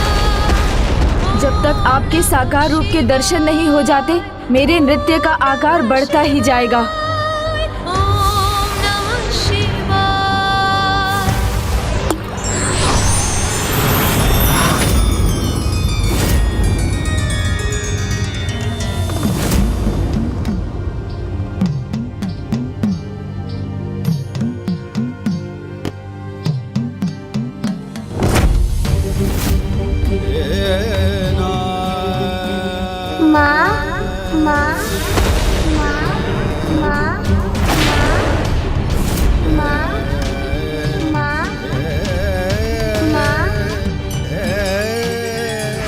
किसके शब्द हैं ये?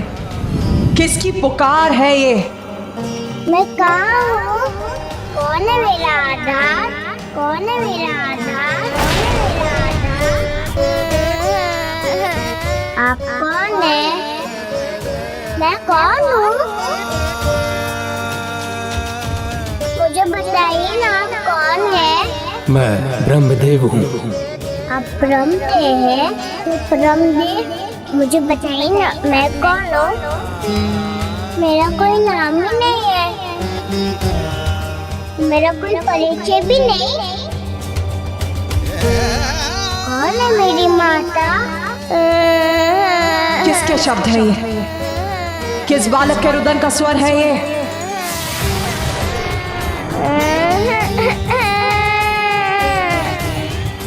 कहाँ है ये बालक? और इतने दुखी स्वर में माँ को क्यों पुकार रहा है ये? मुझे बताइए ना, मैं कौन हूँ? मेरा नाम क्या है? रुद्र। रुद्र, रुद्र, रुद्र, रुद्र अर्थात शिव। रुद्र?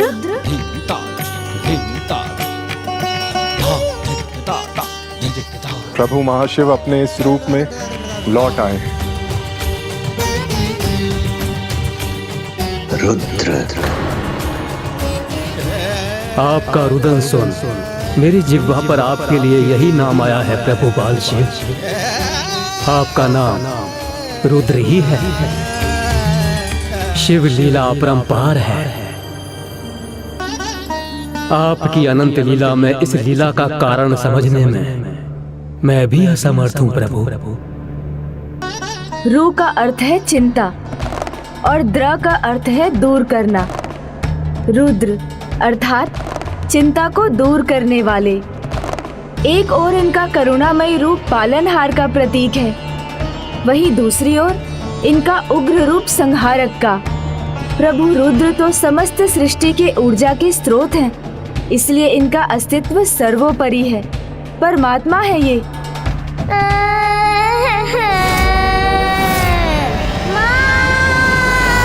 वो रुदन कर रहा है, अर्थात वो किसी संकट में है।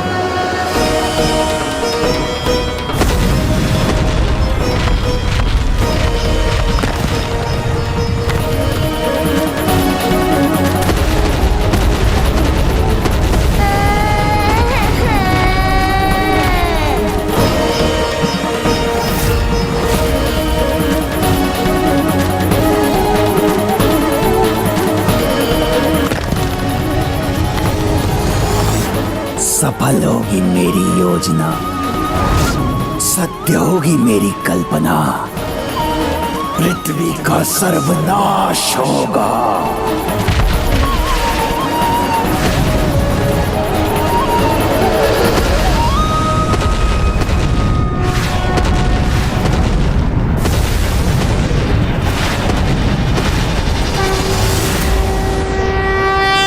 भद्रकाली कष्ट निवारिणी जय महाकाली माँ। मैं कौन हूँ? जय महाकाली माँ।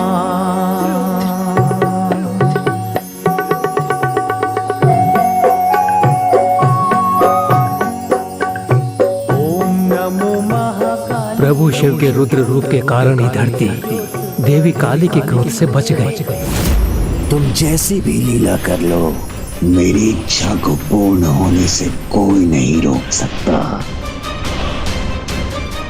कोई नहीं।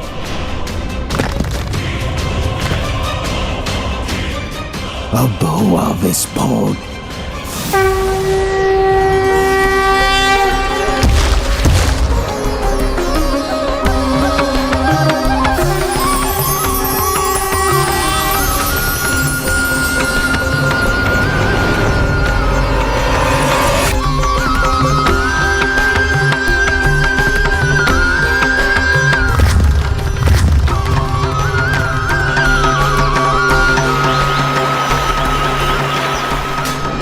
नहीं, मैं पराजित नहीं हो सकता।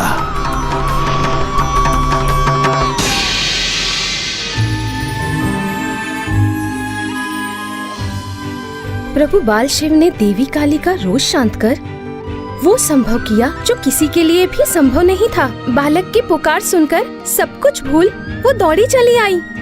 ऐसा एक माँ ही कर सकती है।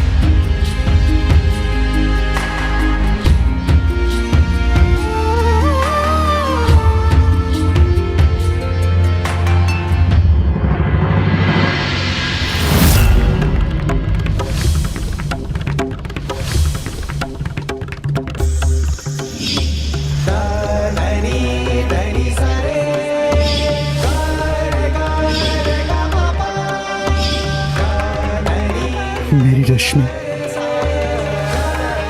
मेरी पुत्री,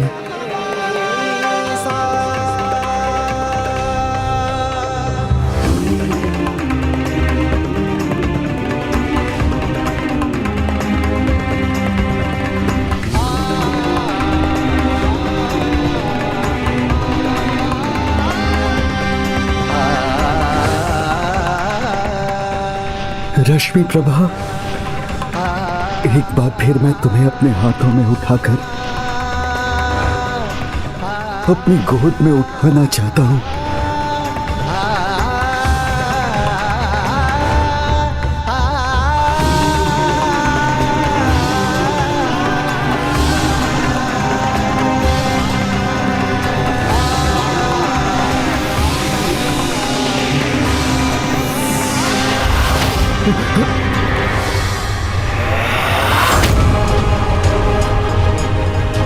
ये रक्त, मेरी पुत्री का रक्त मेरे हाथों में।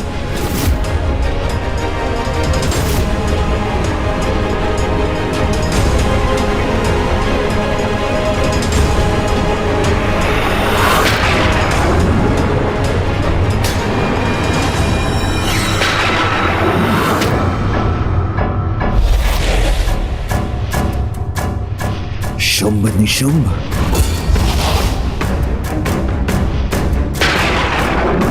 भंडासुर, क्या हो गया है तुम्हें? जो जीवित है उनको छोड़कर जो मृत हो गए हैं उनका स्मरण कर रहे हो। मूर्ख हो तुम। इस अवसर का लाभ उठाओ भंडासुर।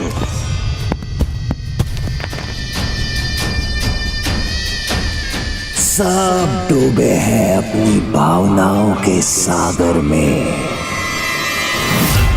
तो अब मैं भर लाऊंगा अपनी विजय का गागर। अब युद्ध में अपनी विजय के लिए इतनी दुष्टता तो चलती है।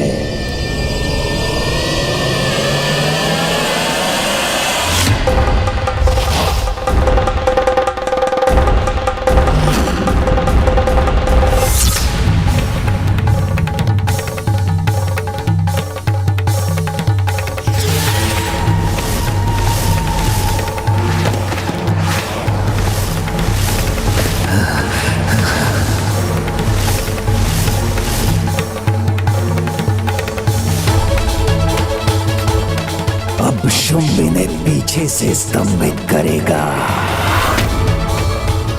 तब निशुंभ करेगा इनका नाश। तब देखता हूं स्वयं को पराशक्ति पुकारने वाली ये नारी कैसे अपनी रक्षा करती है।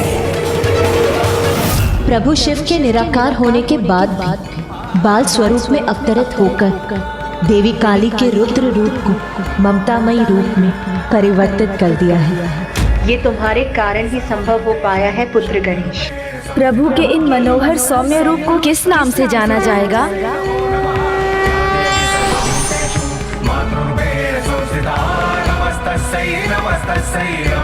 बटुक भैरव, बटुक भैरव, बटुक भैरव,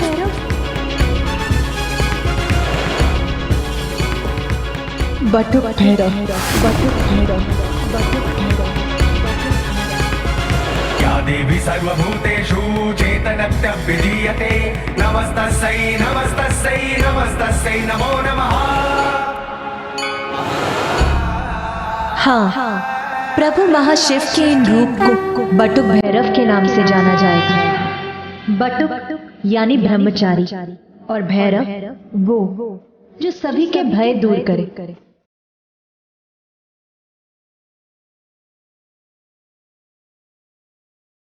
इन्होंने देवी काली के क्रोध को शांत कर सभी का भय भी हर लिया है।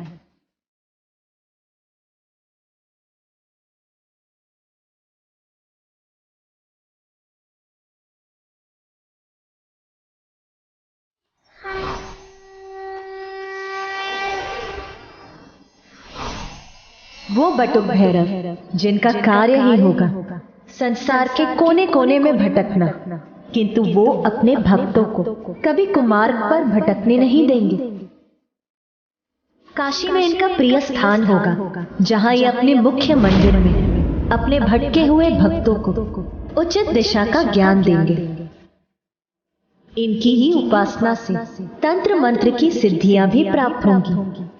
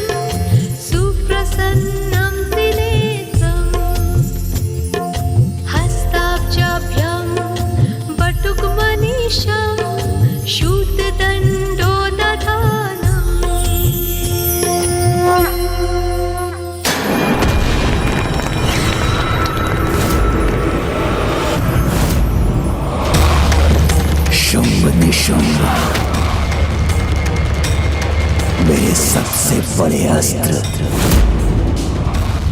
प्रस्तुत हो जाओ अपने अगले आक्रमण के लिए। हमें क्षमा कीजिए प्रभु बटु भैरव। प्रभु आपके निराकार रूप लेने से पहले आपको स्तंभन से बाहर नहीं ला सके, किंतु अब परिणाम जो भी हो, आप अपने शिव तत्व को पृथ्वी पर लौटाकर अपने महाशिव रूप में दर्शन देने की कृपा कीजिए, क्योंकि आपके बिना सृष्टि अधूरी है प्रभु, मैं अधूरी हूँ। महाशिव यदि साकार होंगे तो मेरा स्वप्न भी आकार लेगा, क्योंकि महाशिव तो मेरे साथ रहने के लिए वचनबद्ध है। तुम्हारी प्रार्थना का फल तो मुझे ही प्राप्त होगा देवी। प्रभु शिव तत्व के प्रत्यक्ष रूप में दर्शन देने की कृपा कीजिए, अन्यथा मैं और सृष्टि दोनों ही अपूर्ण रह जाएंगे।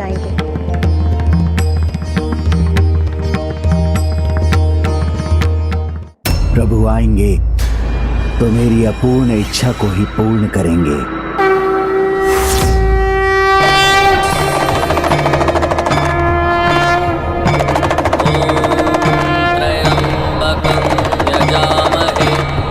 सुगंधिं पुष्टिवर्धनं उर्वारुकमिव बन्धनामृत्येर्मुक्षीयमामृता। ॐ त्र्यम्बकं यजामहे सुगंधिं पुष्टिवर्धनं उर्वारुकमिव बन्धनामृत्येर्मुक्षीयमामृता। प्रणाम प्रभु। यजामहे सुगंधिं पुष्टिवर्धनं उर्वारुकमिव बन्धनामृत्येर्मुक्षीयमामृता।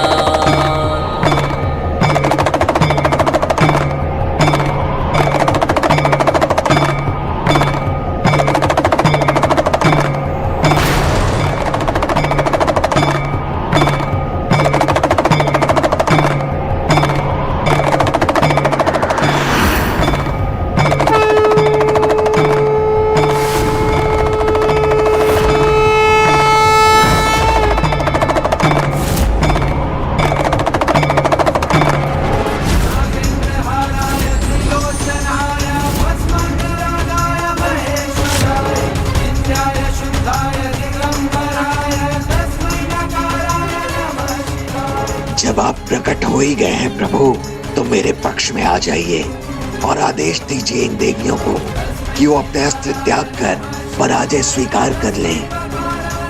ना आपको शस्त्र गिराने की, ना पराजय स्वीकार करने की कोई आवश्यकता है, क्योंकि पाप के सागर में डूबे भंडासुर को मेरा साथ कभी प्राप्त नहीं हो सकता।